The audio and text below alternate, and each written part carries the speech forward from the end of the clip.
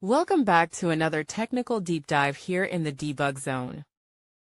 Today we're tackling a big question and breaking it down with insights from other users. Hopefully this clears up some misconceptions and helps you get the answer you need.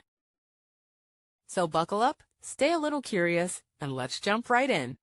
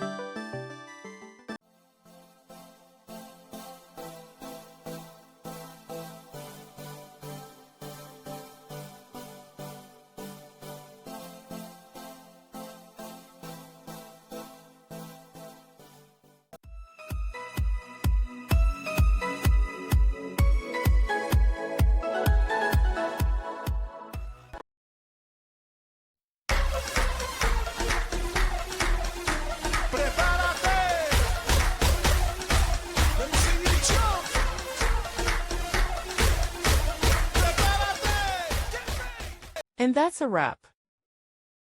I hope you found the answer you were looking for. If you did, take a second to hit that subscribe button. It really helps out. And let me know in the comments which solution worked best for you. See you next time in the debug zone.